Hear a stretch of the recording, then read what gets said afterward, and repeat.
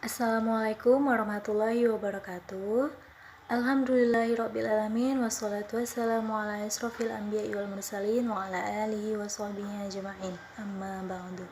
Kami dari kelompok 11 akan mempresentasikan hasil dari diskusi kami mengenai evaluasi pembelajaran berbicara dan mendengar atau menyimak di kelas rendah. Namun, sebelum memulai presentasi, kami akan memperkenalkan diri kami dulu. Saya Syarifah Yunus, selaku moderator sekaligus pemateri kedua, Novika Balira Harahap sebagai pemateri pertama, dan Dinda Permatasari sebagai pemateri ketiga. Assalamualaikum warahmatullahi wabarakatuh.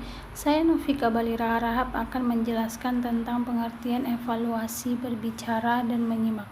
Evaluasi merupakan suatu proses penyediaan informasi yang dapat disajikan sebagai pertimbangan untuk menentukan harga dan jasa dari tujuan yang dicapai, dampak untuk membantu pertanggungjawaban dan meningkatkan pemahaman terhadap pengambilan keputusan.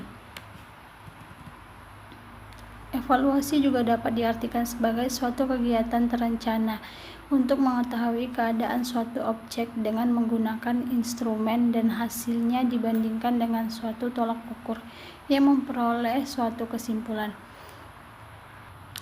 Kegiatan berbicara merupakan aktivitas memberi dan menerima bahasa, menyampaikan gagasan dan pesan pada waktu yang hampir bersamaan antara penutur atau pembicara dan pendengar. Untuk itulah keterampilan berbicara disebut sebagai kegiatan yang aktif produktif. Menyimak merupakan keterampilan berbahasa yang paling pertama kali dikuasai anak sebelum menguasai keterampilan berbicara, membaca, dan menulis. Keterampilan menyimak pada hakikatnya lebih bersifat kognitif dengan aspek yang lebih tinggi. Kemampuan ini mencakup menerima, menganalisis, memahami, dan menyimpulkan informasi lisan yang disampaikan dalam bahasa target. Sehingga dapat disimpulkan bahwa evaluasi berbicara adalah kegiatan memberikan penilaian terhadap proses pembelajaran atau pengajaran berbicara pada suatu pembahasan pokok sesuai dengan kompetensi dasar yang diharapkan. Dan kesimpulan bahwa evaluasi menyimak adalah kemampuan peserta tes untuk memahami isi wawancara yang dikomunikasikan secara lisan langsung oleh pembicara atau sekedar rekaman video atau audio. Pemahaman itu dapat mengacu pada pemahaman secara umum seperti topik yang dibahas atau sekedar garis besar isinya atau bagian-bagian yang lebih terinci dalam pelaku, lokasi, waktu, dan beberapa aspek yang menonjol. Evaluasi berbicara juga memiliki manfaat, yaitu menentukan karakteristik berbicara siswa atau kesalahan berbicara, dan sebagainya. Menentukan langkah lanjutan berdasarkan hasil evaluasi berbicara.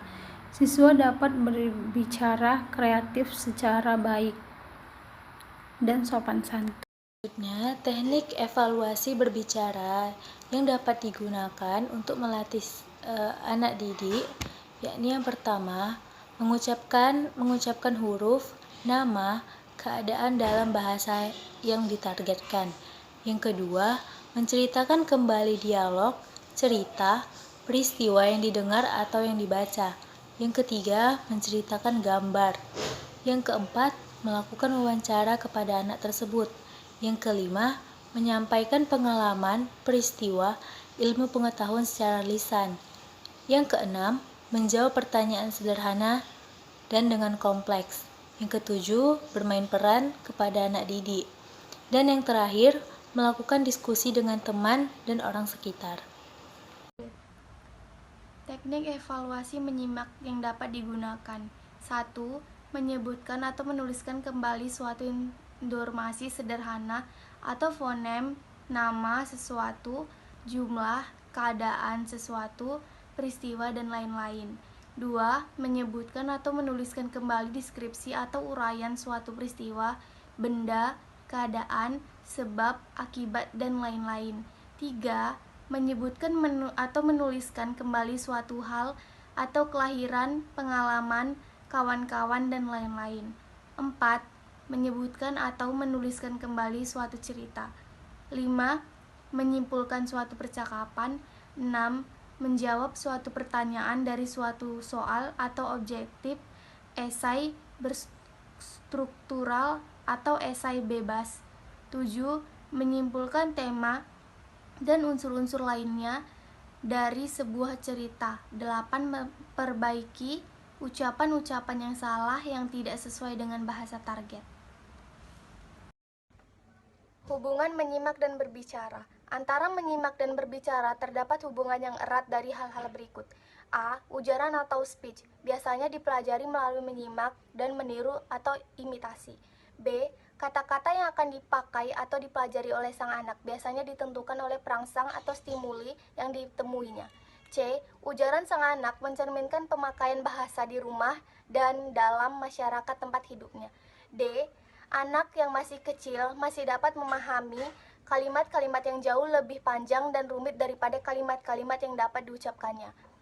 E. Meningkatkan keterampilan menyimak berarti pula membantu meningkatkan berbicara seseorang. F. Bunyi atau suara seseorang merupakan suatu faktor penting dalam meningkatkan cara pemakaian kata-kata sang anak.